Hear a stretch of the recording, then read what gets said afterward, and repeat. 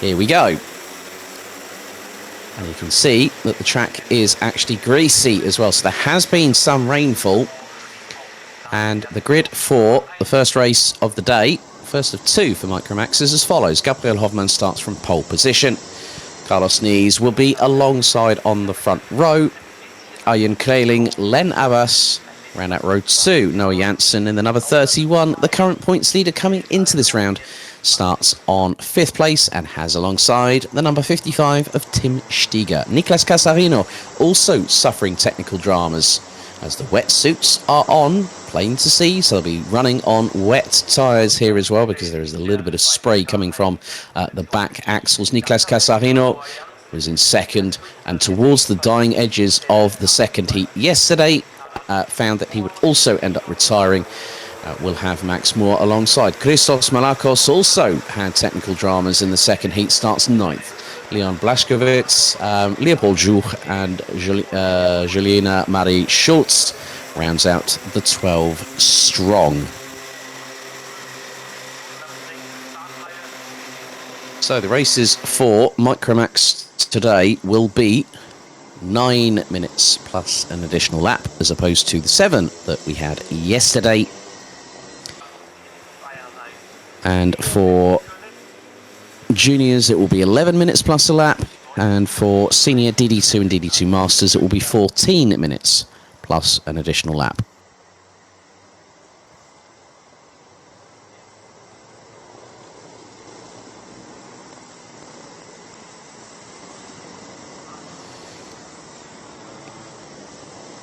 So we get ourselves steeled and ready for the first race of day 2. This is where the race to Bahrain really begins here, ladies and gentlemen, and these drivers know it.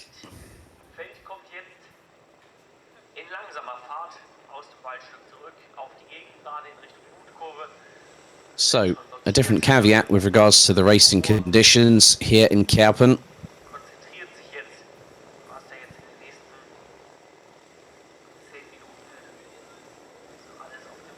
As you can see, tightly packaged is the field, ready to go racing. A total of 12 races will bring us to the end of the day, and the podium will be taking place a little bit later on at about 3:45 local time here in Kerpen. But we've got a little bit of journeying to go before we get to that stage. So Hoffman on pole, Nees alongside, into the tram lines. Revs rise. Are we ready? It's Sunday, we go racing, and a great start from Hoffman. Kreling trying to filter through and gets into second position early doors.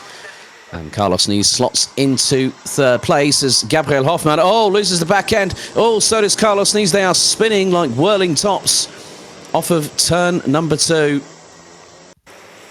And the conditions not playing to anyone's favour, and I think the biggest the biggest profiteer of that will be Noah Janssen, who finds himself into the lead after just 2 corners.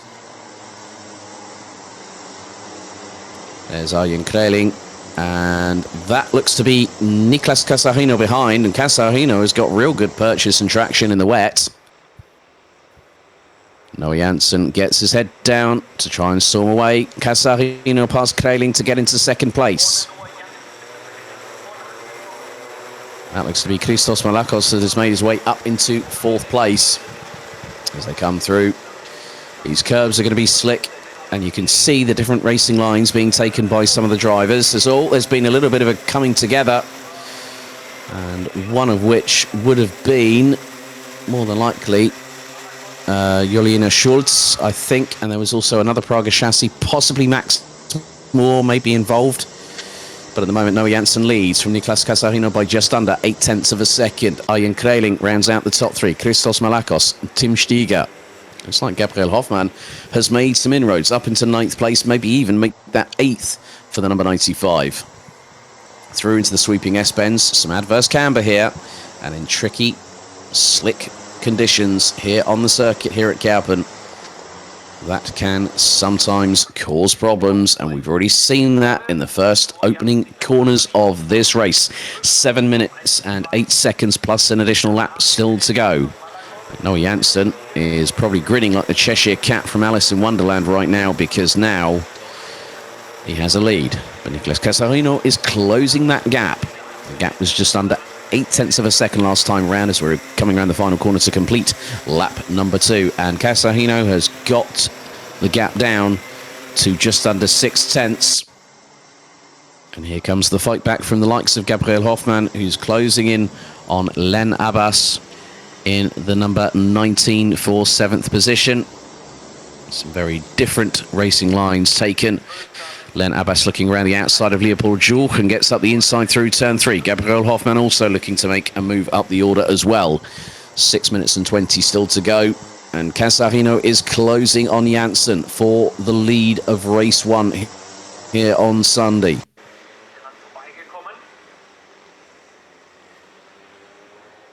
So they've just got to keep themselves very composed, not flounder in difficult, treacherous conditions. It's about keeping a cool head and keeping calm, not making any undue mistakes, no outbraking yourself, no turning in incorrectly, not putting down the power at the incorrect moment. As now the gap between the top 2 is just under 1.5 tenths. Casarino is in the hunt to try and close in on Noah Janssen for the lead of the race. Into turn 2 they go, and a very wide line taken by Noah Janssen, slightly tighter by Casarino. Arjen Kreling is in 3rd place and a little bit further back, about 1.6 seconds behind Nicolas Casarino.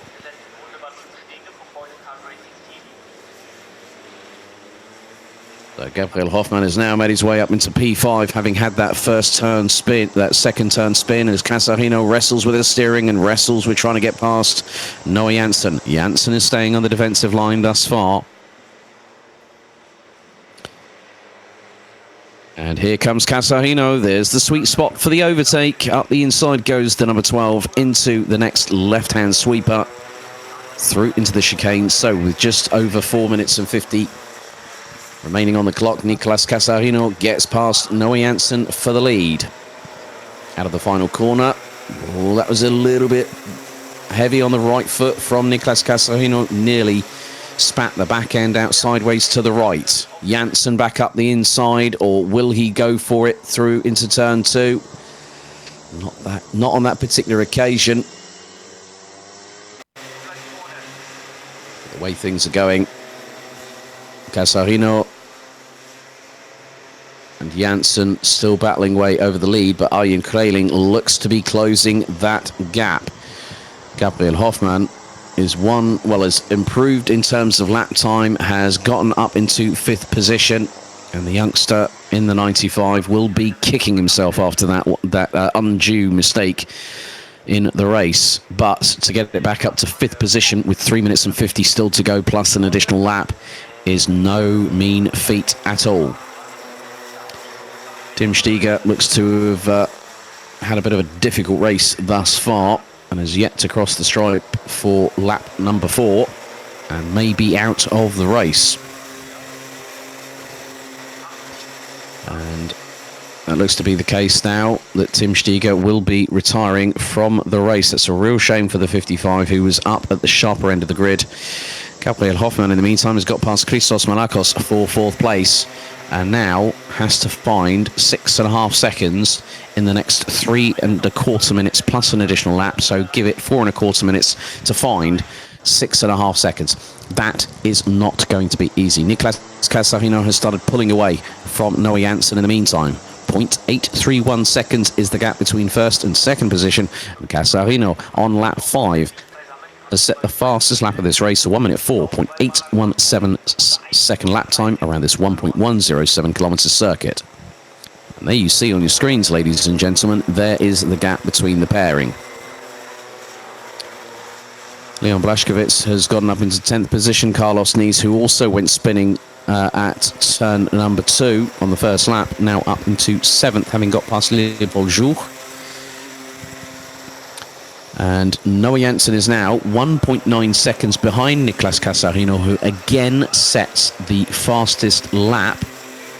And within a 100th of him is Gabriel Hoffmann, who now puts in a 1 minute 4.781 and has just taken the better part of nearly 0.8 of a second out of Arjen Kreling. And Christos Malakos is very much a little bit further back, but I think has just been passed by Len Abbas in the number 19. There is Casarino still leading the way. And continues onward, but there's the battle for second and third as Noah Janssen is being closed in on. Arjen Kreling has really come alive. And Noah Janssen is very, very rapid in the dry. In the wet, it can be a little bit of an equaliser, but Noah Janssen still carrying on as usual in second place. 1 minute and 18 seconds plus an additional lap still remains in this race. And Noah Janssen coming under quick fire from Arjen Kreling. Gabriel Hofmann has closed in and has taken over 0.3 out of Arjen Kreling. So whilst these two are battling, if Gabriel Hofmann had maybe, say, another 3 minutes on the clock in addition to what we've got right now, there could be a bigger opportunity to close that gap. But he's got it down to 5.4 seconds at the moment. It could further be truncated in the next 45 seconds plus an additional lap. They go through the sweeping S's here on the far part of the circuit. And with 38 to go, next time around, Nicolas Casarino will end up going onto the penultimate lap of this race. We'll be on lap number 9 very shortly, as Casarino has a healthy lead. Was 3.5 seconds. Casarino out of the final corner, comes across the line, puts it in a 1 minute 4.762. The fastest lap of the race. The gap between him and Noah Janssen is 4.1 seconds. And there is Casarino going through turn 2. There's Janssen and Kreling. Hofmann is now 4.3 seconds, and Hofmann's just set the fastest lap of the race. A 1 minute 4.554 from the 95. I did say that if you do see battles happening on track, what can happen is that the person behind will start closing in. And that's exactly what happened. And as I say that, the sunshine breaks its way through the clouds and brings a little bit of warmth and hopefully some heat to the tarmac. So the timer has expired. Next time around, we'll get the final lap board. So Casarino on for a victory here in Kerpen.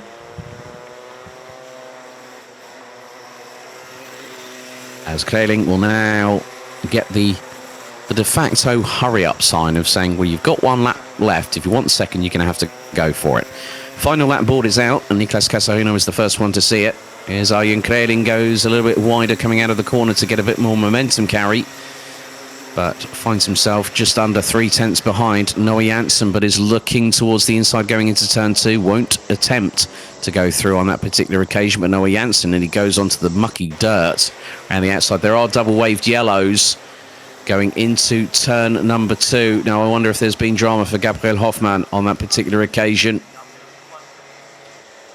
Hopefully not. There were double waved yellows ever so briefly. And there is Janssen and Kreling going through the S's for the final time.